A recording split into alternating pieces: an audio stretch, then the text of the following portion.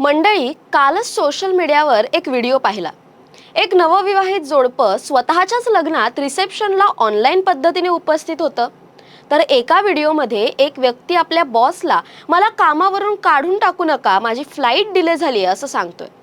आता या घटनांवरून तुमच्या लक्षात आलं असेल की मी बोलतेय सध्या इंडिगो एअरलाइन्समध्ये सुरू असलेल्या गोंधळाबद्दल. देशातील सर्वात मोठी आणि सर्वाधिक प्रवाशांना सेवा देणारी एअरलाईन इंडिगो सध्या एका मोठ्या संकटातून जाते. गेल्या काही दिवसांपासून दिल्ली, मुंबई, बेंगळुरू, हैदराबादसह अनेक प्रमुख विमानतळांवरील इंडिगोच्या चेक इन काउंटरवर प्रवाशांची प्रचंड गर्दी, संताप आणि गोंधळाचं चित्र दिसतंय. शेकडो विमानं नियोजित वेळेपेक्षा खूप उशिरा उड्डाण करतायत, तर काही विमानं अगदी ऐनवेळी रद्द केली जात आहेत. या गोंधळामुळे गेल्या 4 दिवसांत हजारहून अधिक विमानं रद्द झाली आहेत आणि इंडिगोचा बाजारातील 65% वाटा लक्षात घेता याचा थेट परिणाम हजारो प्रवाशांवर आणि त्यांच्या महत्त्वाच्या कामांवर झालाय. पण यामागे नेमकं कारण काय आहे? इंडिगोमध्ये खरंच तांत्रिक बिघाड झालाय की काही वेगळं कारण आहे? जाणून घेऊया या व्हिडिओच्या माध्यमातून. नमस्कार, मी संचारी आकेरकर आणि आपण पाहताय टाइम महाराष्ट्र. प्रवाशांच्या संतापाचं मुख्य कारण म्हणजे त्यांना होणारा मोठा मनस्ताप आणि आर्थिक नुकसान. ऐनवेळी विमान रद्द झाल्यामुळे त्यांना इतर पर्यायी एअरलाइन्सची तिकीटं वाढलेल्या दरात खरेदी करावी लागतात. काही ठिकाणी प्रवाशांना विमानतळावरच तात्काळात बसावं लागलंय, कारण अचानक झालेल्या या बदलामुळे एअरलाइन्सलाही तात्काळ सर्व प्रवाशांची व्यवस्था करणं शक्य झालेलं नाहीये. इंडिगोने या परिस्थितीसाठी अनेक कारणं दिली आहेत, जसे की सॉफ्टवेअर अपडेटमधील ग्लिच, हिवाळी हंगामातील वेळापत्रकात झालेले बदल, खराब हवामान आणि हवाई वाहतूक व्यवस्थेतील वाढलेली गर्दी. मात्र हवाई उद्योग क्षेत्रातील तज्ज्ञ आणि पायलट संघटनांच्या मते यामागचं सर्वात मोठं आणि निर्णायक कारण एकच आहे. ते म्हणजे directorate general of civil aviation म्हणजेच DGCAच्या नवीन फ्लाईट ड्युटी टाइम लिमिटेशन्स म्हणजेच FDTL नियमांची अंमलबजावणी. FDTL नियम म्हणजे काय? हे नियम केवळ तांत्रिक बदल नसून ते पायलट आणि क्रू मेंबर्सच्या कामाचे तास आणि विश्रांतीचा कालावधी निश्चित करतात. DGCAने जानेवारी 2024 मध्येच हे नियम लागू करण्याची घोषणा केली होती, परंतु त्याची अंमलबजावणी 1 नोव्हेंबर 2025 पासून सुरू झाली.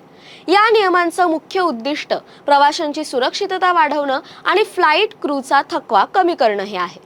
कोणत्याही प्रवासादरम्यान क्रूचा थकवा टाळणे हे सुरक्षित उड्डाणासाठी अत्यंत महत्त्वाचं आहे.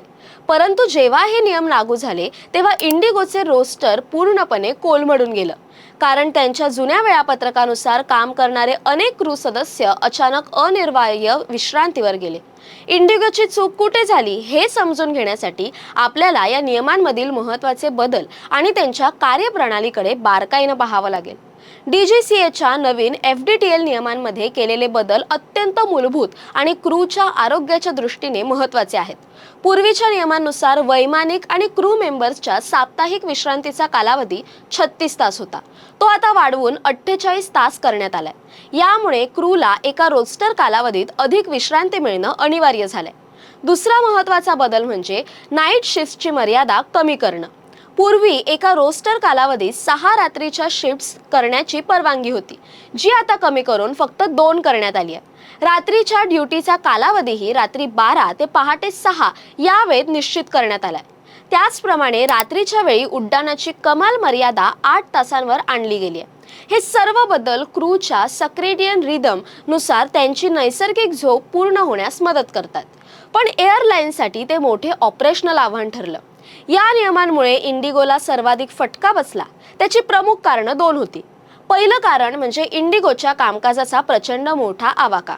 इंडिगो दररोज 2200हून अधिक विमानांचं परिचालन करतं, जी संख्या दुसऱ्या क्रमांकाच्या एअरलाईनपेक्षाही जवळपास दुप्पट आहे.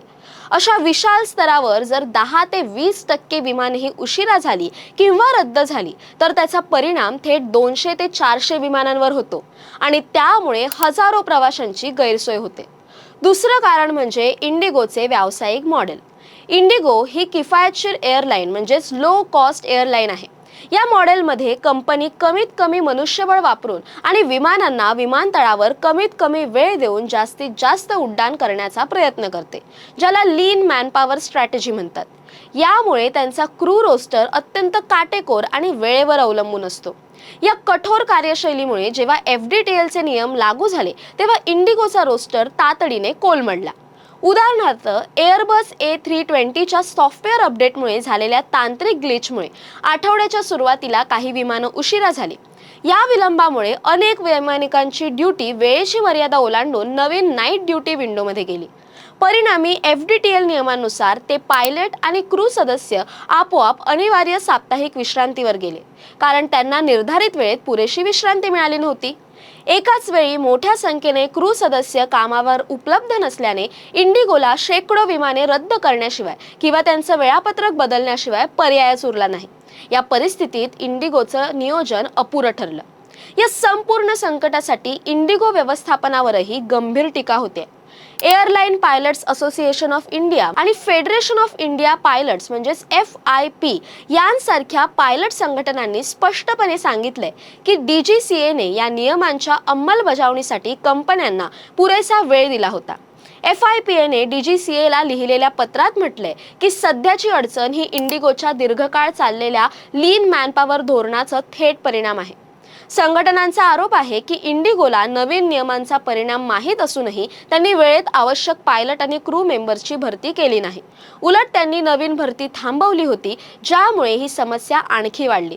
दुसऱ्या शब्दात सांगायचं तर व्यवस्थापनाने वेळेत आणि पुरेशा मनुष्यबळाचे नियोजन न केल्यामुळेच आज ही परिस्थिती ओढावली आहे। अखेर या गोंधळावर नियंत्रण मिळवण्यासाठी DGCAला स्वतः हस्तक्षेप करावा लागलाय।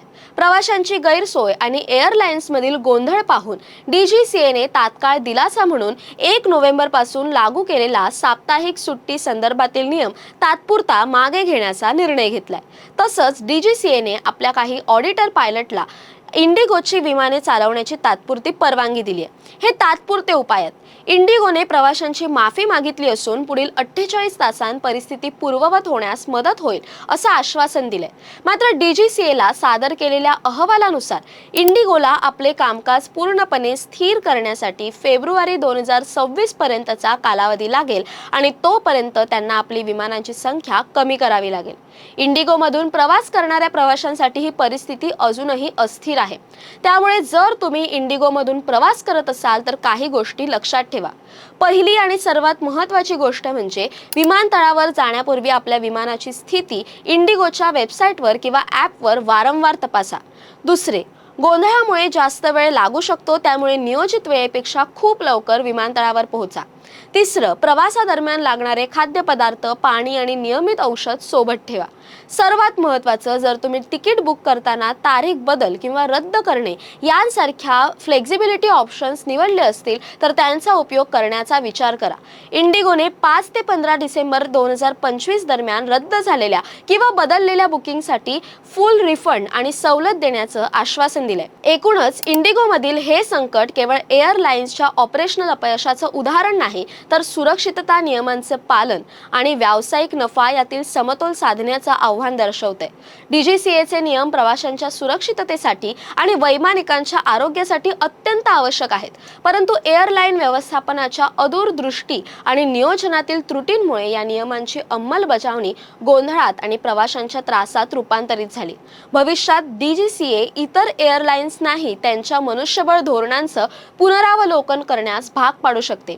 आपण आशा करूया की इंडिगो लवकरच ही परिस्थिती पूर्णपणे पूर्ववत करेल, जेणेकरून लाखो प्रवाशांना दिलासा मिळेल। या गंभीर विषयावर तुमचं काय मत आहे कमेंट करून नक्की कळवा। तसेच अशा नवनवीन व्हिडिओसाठी टाइम महाराष्ट्राला सबस्क्राइब करा। धन्यवाद।